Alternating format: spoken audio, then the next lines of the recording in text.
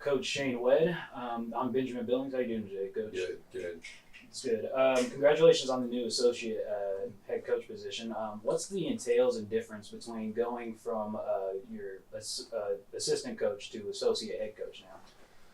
Hey, I don't think that the role changes too much.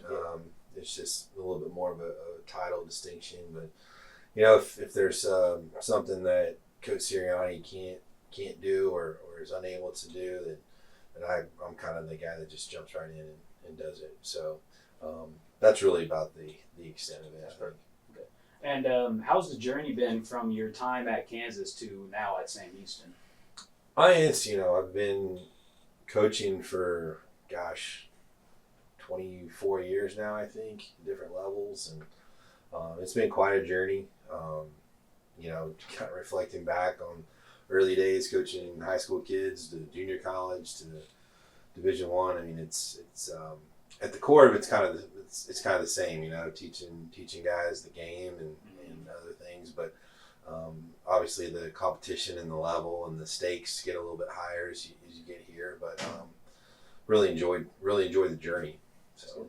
Now, with the 39-25 record and winning the WAC tournament last year, what are some of the goals and aspirations for the team for this next season? I think for us, it's always putting ourselves in a position to win the conference. Obviously, Conference USA it's a challenge. It's a really good baseball conference. A lot of programs that are really serious about baseball.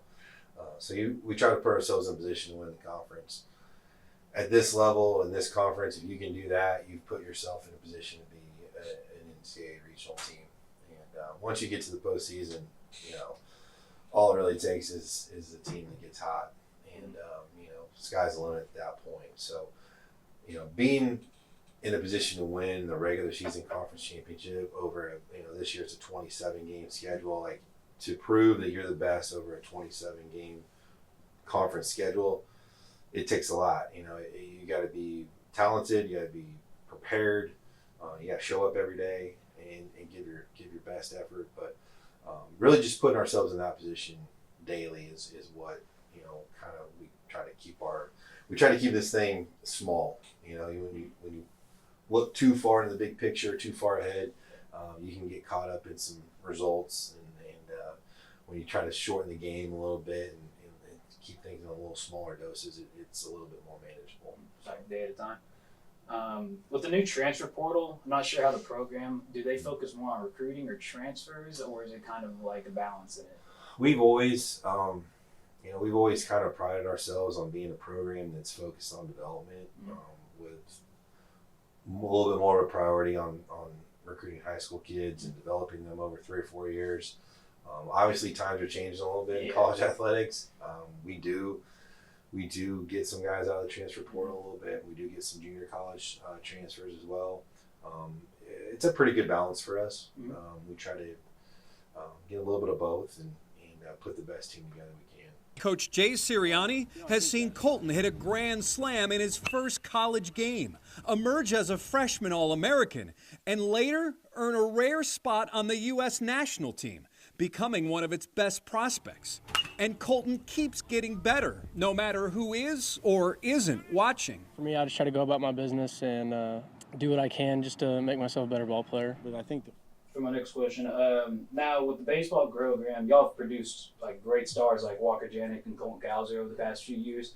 How's it been like developing star players like that? It's been a crazy amount of draft picks y'all have had in the past 4 years. It's been like complete swing and change in the program. Yeah, I mean it's this place has always been partly because of the history and tradition of Sam Houston baseball, but also because of the location, so close to Houston. This is a very talent-rich area, and we've been very fortunate to have a lot of talented players come through here. Colton and Walker are, really, kind of pretty special dudes. I mean, to have 2 first-rounders from the same, relatively smaller program in the last 4 years. I mean, I know it's something that nobody else in the state at any level can say. To have 2 first rounders in the last 4 years has been a big deal. But really we're fortunate because both those guys are super talented. But beyond that, incredible human beings, great teammates. That's what really was a separator for those guys is they both loved to win. And they did whatever it took to win. And that's really what helped make them, the players they were at this level and now, what they're doing at the next level. So Nice. He recently finished his junior year at Sam Houston State University, where he hit 17 home runs, brought in 58 RBI, and stole 13 bases. But it's his defense that also stands out. Me and my coach have a scouting report before every game, and he tells me which guys are fast, and I try to remember them in my back of my head. So that's the only thing I look for, really. It's just waiting to throw people out the whole game. Last spring, Yannick threw out 16 of 31 attempted base stealers, stats that his high school coaches saw back in 2021. And now, what are some of your own personal goals going on from this year as a coach? For me, it's there's several aspects to that. I want to help each guy reach their goals and potential.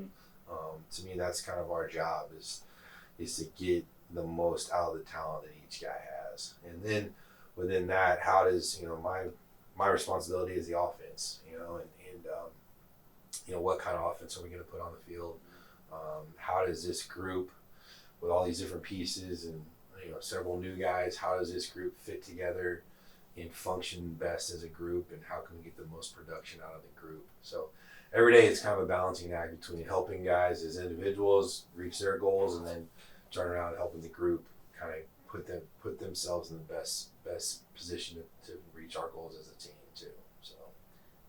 And now, with your almost 20 years in coaching, I imagine there's a lot of time spent in scouting, developing, and everything. Where do you find free time, and what do you spend doing with that free time? I also have 3 daughters at home who keep me pretty busy too. So I'm a dance dad, so they're all dancers. So my free time generally consists of helping out with them and getting them where they need to go and supporting them in what they do too. But a little downtime is actually we're getting into the time of year here. Once we get to about Thanksgiving, it's kind of our downtime for the next 6 weeks or so. But really just kind of being able to unplug and relax and get away from things a little bit is good enough for me. So. And now with producing and developing stars like Colton and Janik, now filling that hole the next season, I can imagine be very difficult. So how does the process of that work? Well, I think, first thing you got to realize as a coach is when you have kind of superstars or really high level players like those guys, you're never going to replace them with one guy. You need to look at replacing their production, maybe with a couple of guys or having a couple of returners possibly continue to get better and their production increases, and that helps make up some of the difference. But we've had a pretty good run here in the last couple of years. After Colton, the following year we had Carlos Contreras, who was an All-American outfielder. The year after that, we had Joe Redfield, who was an All-American outfielder. Like you kind of just keep trying to produce guys that can play at a really high level, and we've been fortunate to have those guys, and it almost to the point where you almost don't miss a beat, which was just crazy to think, but we've been very fortunate to have really talented players. So. What does a typical day of training for the team and you and the rest of the coaches look like? Well, our guys we're early risers. Our guys are in the weight room 3 days a week at 5:30 a.m. They go from 5:30 to about 6:30. Then they come down here, and we have a breakfast set up for them in the lounge. They'll eat a lot. They're hungry, especially after a workout like that. Then they'll shower, clean up, get to class. Most of our guys start showing up here around noonish after they grab a lunch or something. And a lot of their work will start, pre-practice stuff will start in the cages around 12:30 or so. By 1 o'clock, we're on the field from about 1 to, on a normal day, maybe 4:30, 5 o'clock at the latest. So, and then at that point, they're going to have study hall, tutors, dinner, and then they fit in some sleep, and do it all over again. So it's a pretty regimented, pretty structured day for them, and very busy. So they got to be really good at managing their time and staying on top of things. What part of the team do you look forward to the most next year? Like offensive, pitching, fielding? I mean, for me, I think, because my responsibility is the offense, I'm always kind of geared towards that. But with a lot of new pieces, a handful of returners, but a lot of new pieces, a lot of freshmen, and some transfers, like kind of what gets me going every day is how do I get these guys to fit together and work together as a group and get the most out of them. And that's kind of the challenge every day, and that's what I look forward to doing. 11 major categories, so I'd say that's amazing. I'm just not. Yeah, that's all the time we've got. Thank you so much. You bet. You bet, man. I really appreciate you. That's great. I try to stop doing too much, kind of like just do my job, because I think our offense is so good. All you really have to do is just get on base, and I think they kind of just took the stress away. It was a performance that reminded everyone of why Contreras was one of the best players in the nation last year. Cy Ranch, it is one distinct tool. You can cover part of his face, but it doesn't mask the talent of Colton Cowser. Well, Colton's kind of a self-made player. An outfielder from Sam Houston State. Works really hard at his craft, and he can really handle the bat. That bat is back in action during fall ball. I think everyone's anxious to get back at it. And soon it will lift him to the pros, possibly as a first-round draft pick. With the 5th pick of the 2021 MLB Draft, the Baltimore Orioles select Colton Cowser, an outfielder from Sam Houston. Pick in the draft, and we take a look at our prospect cam live, and his family using that prospect cam. Baseball Association's Pony League fields, and that is where one Gregory Portland grad started at 7 years old, and now he has a chance to be selected in the MLB Draft. Meet the nation's top collegiate catcher, Walker Yannick.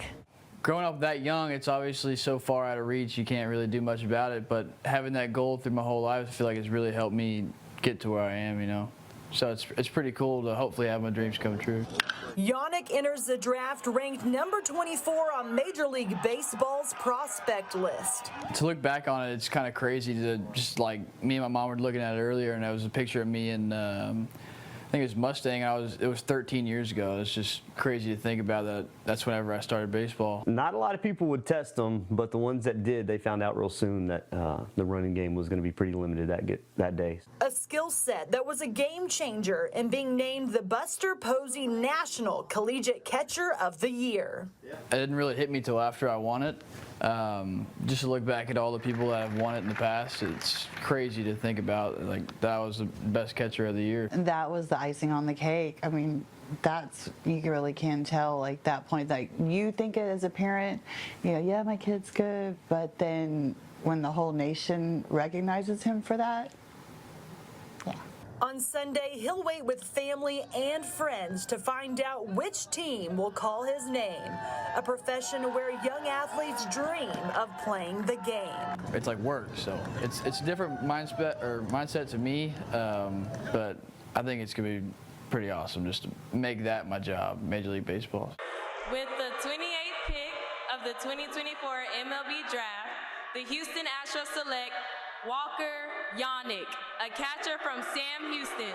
Hey, we're taking Walker Yannick. To be honest with you, I had zero idea who was going to take me. I was kind of stressing out on the couch there.